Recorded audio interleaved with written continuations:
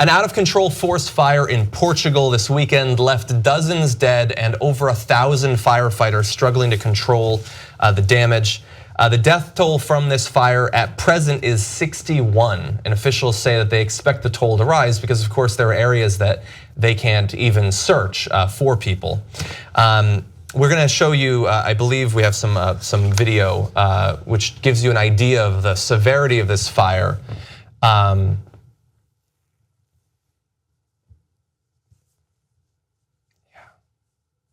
And just the speed at which it spread, the huge territory that it covered. I mean, you have so many people fighting to control it, but even with warnings and all of that, people not able to get away in time considering the speed that it spread.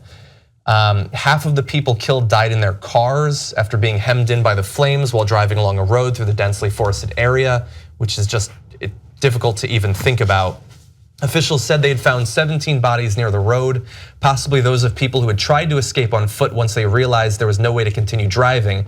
2 people were also killed in a car crash related to the fire. And I mean, there's these tragic photos of the burned out cars. The actual road itself melted in many areas.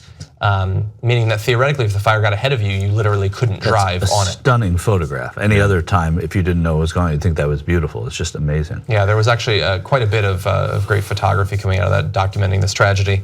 But as I said, about 1,600 firefighters assisted by airplanes and helicopters are still working to control the spread of the fire. And officials have suggested that it was started by lightning during a dry thunderstorm.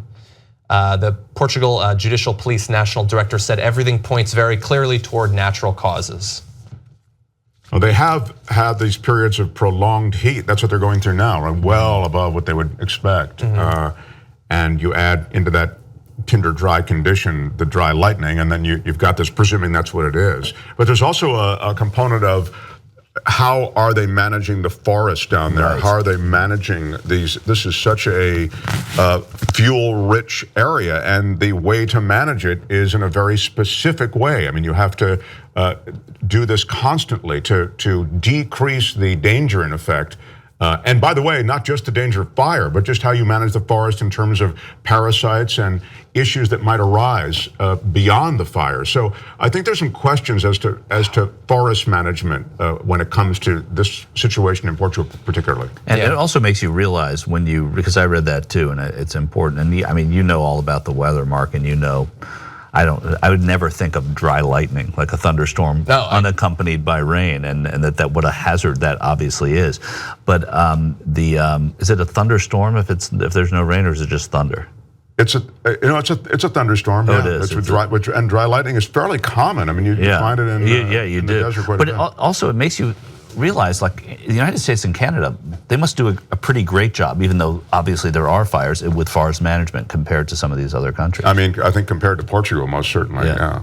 Well, and I read sometime in the past year or two about how much more common these large-scale forest fires are becoming. And we could speculate about some of the big political issues that might be affecting that, like climate change.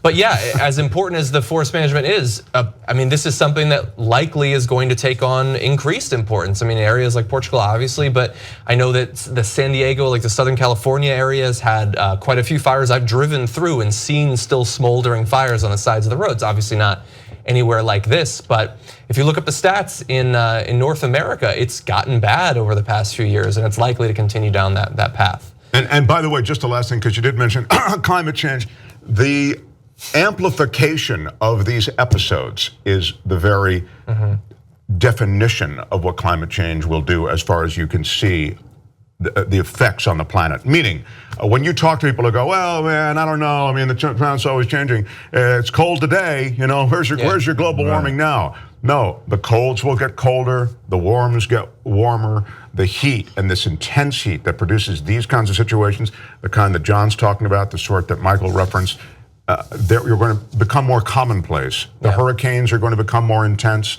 All of these things, the globe is being roiled by these changes, and I think we're going to see a lot more of this. I agree. And Mark knows this stuff professionally trained and educated in it too. So I mean, it's not just me sitting here saying, hey, it's getting the boat pond in Central Park doesn't freeze over anymore where I used to skate. It's somebody who knows that it doesn't. My mother said it never freezes. I used to skate there before school all the time. Well, I find that to be more persuasive than all of his meteorological stuff, personally. But yeah, it's a good point. Probably a better example. Yeah, for whatever reason, I don't know that expertise has ever carried less weight in our country as it does today, but we are glad always to have. It's going to deny the scientist in the middle here. We're not the Young Turks, you're the Young Turks. You power this show. Together we built something amazing. We've broken stories like the Donna Brazil story the mainstream media wouldn't break. We built the studio, we built this network. It's now #1, all thanks to you guys. Let's come build it even bigger and stronger. TYTnetwork.com/join.